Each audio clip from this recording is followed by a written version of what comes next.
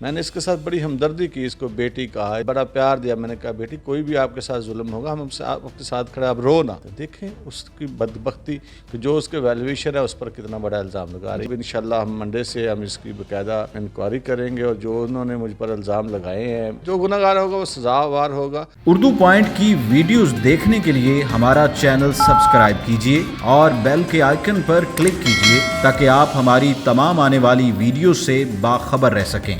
अस्सलाम वालेकुम नाज़रीन, आप देख रहे हैं उर्दू पॉइंट और मैं हूं फ़ारूक शहबाज वड़ाइच। कल से एक वीडियो वायरल है फेसबुक पे और हर जगह पे। उस वीडियो में एक ख़ातून है जो बता रही हैं कि काशाना जहां पर बच्चियां यतीम रहती हैं वहां पर को पता नहीं वहां पर किसके दबाव पर उन बच्चियों के साथ कुछ जबरी सलूक हो रहा था या उनकी जबरी शादियां करवाने पे ज़ोर दिया जा रहा था और उन्होंने संगीन इल्ज़ामात लगाए डीजी पर भी और वज़ीर साहब पे भी। हमारे साथ सूबाई वज़ीर अजमल चीमा साहब मौजूद हैं जिन पर उस खातून ने इल्ज़ामात लगाए। मैं बात का आगाज़ करने से पहले ये पूछूंगा कि आपसे तो मुख्तलिफ़ लोगों ने रब्ता भी किया होगा और कल से ये हर जगह पर यही खबर है, तो आप क्या इसको किस तरह से देखते हैं, क्या इसका जवाब देते हैं? बिस्मिल्लाहिर्रहमानिर्रहीम। शुक्रिया जी, मैं आपका बड़ा बेहद मशकूर हूँ कि आपने मुझे मौका दिया अपनी बात करने का। हालांकि मैं समझता हूँ कि मेरा कोई ऐसा इस बात से कोई लेखा देखा नहीं है, कोई इस बात से मेरा बनता नहीं है, रिलेशन नहीं बनती। क्योंकि मैं एक वज़ीर था तो मुझे इसी अफशा अपना लतीफ़ ने मुझे शिकायत की कि वहाँ पे डीजी जो है उसके कोई अपना सोशल वेलफेयर के उस अदारे में कोई उसके हरकत नहीं ठीक, वहाँ के कमेंट्स बच्चों के साथ उसका उसने सलूक नहीं ठीक। तो मैंने अपना जो मेरा राइट बनता था, मैंने सेक्रेटरी अपना सोशल वेलफेयर को कहा कि आप जाएँ वाक़या को देखें और वहाँ पे जो भी आपका बनता है इंक्वायरी करें, जो फॉल्टी है उसके ख़िलाफ़ कार्रवाई करें। तो उन्होंने जाकर विज़िट किया और बताया मुझे कि वहाँ पे कुछ इख्तलाफात हैं इन दोनों में। हालांकि मैं समझता हूँ कि डीजी ने थोड़ी सी गलती की कि उसने बगैर इंटरव्यू किए इसको वहाँ पे अपॉइंट किया और इसकी बातों में आ गई और इसके जो वहाँ की स्टेटस था ये था ही नहीं कि वहाँ पे इसको करप्ट औरत को वहाँ पे लगाया जाता। लेकिन चूँकि इशू इसने जानबूझकर छाला है, मेरी इज़्ज़त पे भी छाला है। हालांकि जब मैं उस मिनिस्ट्री में रहा नहीं तो मेरा काम नहीं था कि मैं उसको दोबारा गौर, हाँ मैं रहता तो मैं ज़रूर इसकी वेरिफिकेशन भी करता और इसको जो भी स्टेटस होता, जो भी गुनाहगार होता उसको सज़ा दिलवाता। तो जब मैं वहाँ से आ गया तो इसने बेजा आज तक मेरी इसके साथ कोई ऐसी गुफ्तगू नहीं हुई, कोई ऐसी बात नहीं हुई। बाकायदा मैंने एक बच्ची से जाकर वहाँ इंटरव्यू भी किया, बच्चियों के बयान भी मैंने नोट किए और उसके बाद फिर एक हमने प्रॉपर इसका वहाँ पे जो महकमे के अंदर डायरेक्टर्स को और बाकी महकमे के मुलाजमिन को वहाँ पे अपॉइंट किया कि आप इसकी मुकम्मल इंक्वायरी करें। मैं वहाँ से जब मुझे महकमा सोशल वेलफेयर से महकमा CMIT में लगा दिया गया तो अब मेरा वहाँ पे बनता नहीं था। अचानक एक दिन मैं अपने ऑफिस में था तो मैंने इस खातून को वहाँ पे CMIT में देखा।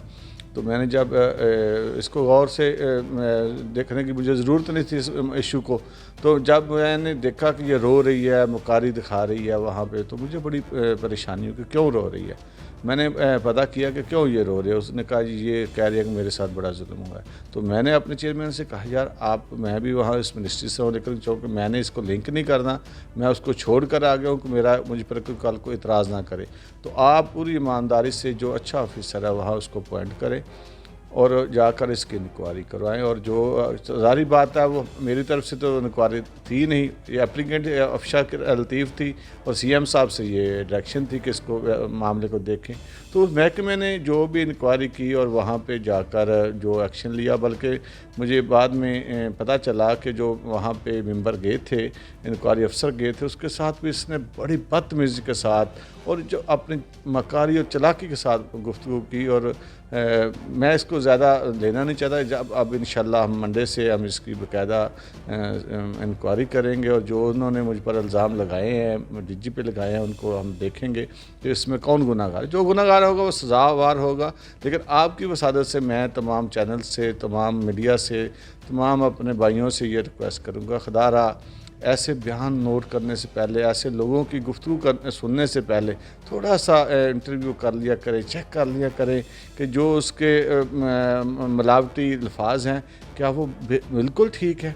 अगर आज कल को इंक्वायरी होती है और वो गलत साबित होती है तो फिर आप जो हमारे साथ उसने रवैया किया, जो हमारी इज्जत उसने छाली है, बल्कि मैं अगर आपको एक अपने अंदर की बात बताऊं तो मुझे इतनी तकलीफ़ हुई कि जिस दिन ये वीडियो वायरल हुई तो मैं उस दिन मेरी वालदा का सालाना ख़त्म था, तो मैं अपने घर में अपने मेहमानों के साथ, अपने लोगों के साथ हम कर रहे थे, मिलाद करा रहे थे।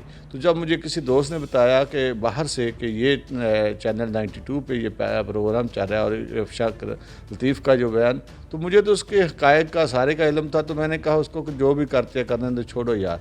तो अब मुझे मजबूरी बनी कि आप लोग बार बार मुझे तंग कर रहे हैं और कह रहे हैं कि मुझे अपने जो, लेकिन इंशाल्लाह हम अपना लीगल राइट्स पूरा इस्तेमाल करेंगे और जो उसने हम पर छाला है इसका भी करेंगे। और आइंदा भी मैं आप लोगों से भी रिक्वेस्ट करूँगा, अपने दायरे से भी रिक्वेस्ट करूँगा कि ऐसे लोगों को ऐसा इबरतनाक सज़ा दी जाए ताकि कोई भी उठकर रोड्स पे या ऐसे मीडिया पर आकर अपने अल्फाज को, न पहले महकमाना कार्रवाई होनी चाहिए, उसके बाद जो भी कार्रवाई बनती है वो मीडिया पे बनती है या एहतियाज बनता है उसके बाद बनती है। जी मैं साहब, मैं एक बात पूछना चाहता हूँ, ये सारे तो पहलू दूसरे हैं, एक इंसानी पहलू भी है, अखलाकी पहलू भी है कि आप ख़ुद बच्चियों वाले हैं और इतना संगीन इल्ज़ाम आप पर लग गया तो आप ज़ाहिर बात है फैमिली भी डिस्टर्ब हो जाती है, मामला आपने परेशानी का सामना करना और बड़ी परेशानी का सामना करना हमें पड़ा इस पॉइंट पे, लेकिन चूँकि हमें पता था इसलिए हमें कोई ऐसी तकलीफ़ नहीं हुई, लेकिन एहसास ज़रूर हुआ है कि हमदर्दी करने वाले ज़रूर देखें कि सामने कौन है।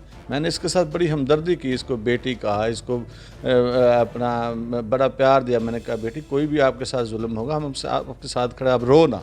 ये सारे लोगों के सामने मेरे चेयरमैन CMIT मौजूद थे, मेंबर्स मौजूद थे, उनके मौजूदगी में मैंने इसको बेटी कहा। मैंने कहा बेटी आप बहन आप नहीं रोए, हम आपके साथ हैं। देखें उसकी बदबख्ती कि जो उसके वैल्यूएशन है उस पर कितना बड़ा इल्ज़ाम लगा रही है। इनके बयानात के बाद, इस खातून के बयानात के बाद एक लोगों में वैसे थोड़ी सी बेचैनी पाई जा रही है।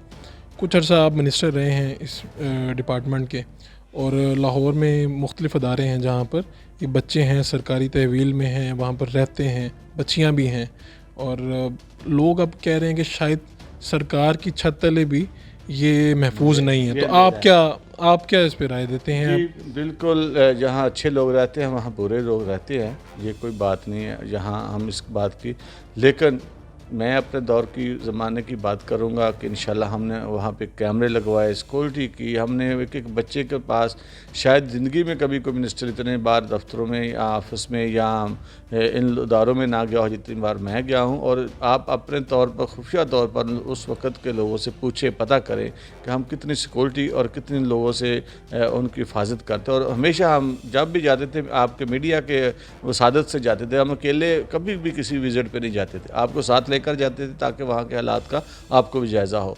तो ऐसे असल में इसकी करप्शन जो सामने आई, उस करप्शन को रोकने के लिए DG और इसका आपस में इख्तलाफ हुआ, तो वहाँ पे ये इल्ज़ाम जो है महकमे पे भी आए हैं और लोगों पे भी आए हैं। इंशाल्लाह दारों में जो लोग मौजूद हैं वो महफूज हैं और इंशाल्लाह दारे उनकी हिफाजत करते हैं। और ख़ास तौर पर आज के ज़माने में जहाँ पे इतना हमदर्द वज़ीर-ए-आज़म हो, इतना हमदर्द वज़ीर आला हो, तारीख़ में कभी किसी ने देखा नहीं कि एक वज़ीर आला ने सोशल वेलफेयर के दायरे के किसी का विज़िट किया, तो वो तो वज़ीर आला ख़ुद उस दायरे में अपनी फैमिली को लेकर जाता। अगर वहाँ पे करप्शन होती तो क्या वज़ीर आला अपने बच्चों को साथ लेकर जाता, अपने बेटियों को साथ लेकर जाता?